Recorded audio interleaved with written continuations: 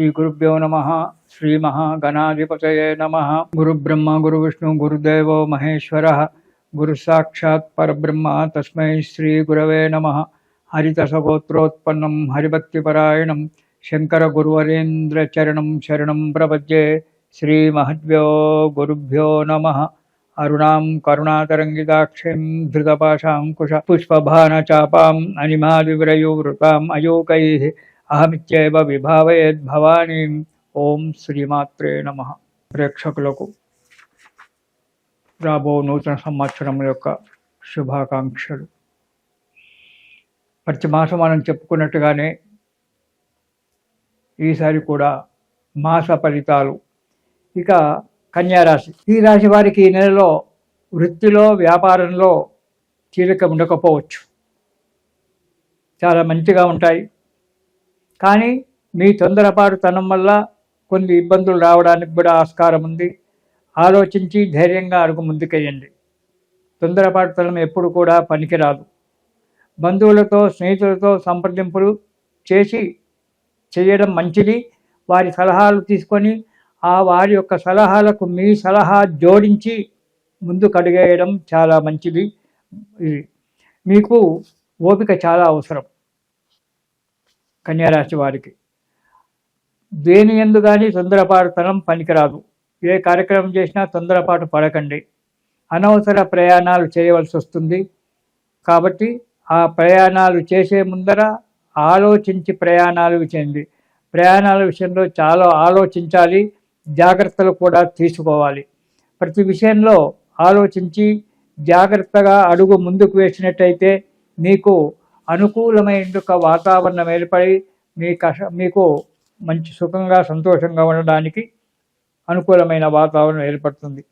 ఇక కన్యారాశి వీరికి 1వ వారంలో, జనవరి మొదటి వారంలో ఎప్పుడు భయం, అది కూడా అధిక భయంగా ఉంటుంది. కొంత డబ్బు నష్టపోవాల్సి వస్తుంది, తప్పదు. కుటుంబంలో కానీ బంధువులతో కానీ పోట్లాటలు జరగడం అనేటువంటిది ఏర్పడుతుంది. కాబట్టి మాట్లాడేటప్పుడు వాక్కును కంట్రోల్ చేసుకొని ఎంతవరకు అవసరం ఉందో అంతవరకు మాత్రమే మాట్లాడడం చాలా మంచిది. అనారోగ్యంగా ఉంటుంది, జాగ్రత్తగా వహించండి. అధిక శ్రమ కలగడం వల్ల అనారోగ్యం ఏర్పడుతుంది. ఏ పని చేసినా మీరు అధికంగా శ్రమ పడవలసి వస్తుంది. ప్రతి విషయంలో జాగ్రత్తగా ఉండండి మొదటి వారంలో. ఇక 2వ వారం కనుక చూసుకున్నట్టయితే కొంత డబ్బు నష్టపోవలసి వస్తుంది. పనుల ఒత్తిడి వలన అనారోగ్యము, మానసిక చింత ఉంటుంది. పనుల ఒత్తిడి ఏర్పడుతుంది, దానివల్ల ఇబ్బందులు ఏర్పడతాయి, దానివల్ల అనారోగ్యం ఏర్పడుతుంది. ఆ కార్యక్రమం సక్రమంగా నెరవేరకపోవడం వల్ల మానసిక చింతన ఏర్పడుతుంది. అనవసరమైన ప్రయాణాలు చేయవలసి వస్తుంది. లేదా ఆ ప్రయాణాలు మానుకుంటే పిచ్చిగా ఆలోచిస్తూ వృధాగా కూర్చోవడం జరుగుతుంది. కానీ అలా కాకుండా చిన్న వ్యాపారాలు, దగ్గర ప్రయాణాలు పెట్టుకోవడం చాలా మంచిది. ఇక 3వ వారం సాహసం చేసే బుద్ధి కుశలచే మీ యొక్క మనోధైర్యం చేత, మంచి ఆలోచన చేత పనులు నెరవేర్చుకుంటారు. ఈ 3వ వారంలో ఎదుటి వ్యక్తితో మంచిగా మాట్లాడి వారి యొక్క సహాయ సహకారాలు తీసుకొని మీ కార్యక్రమాలన్నీ కూడా నెరవేర్చుకోవడం చాలా మంచిది.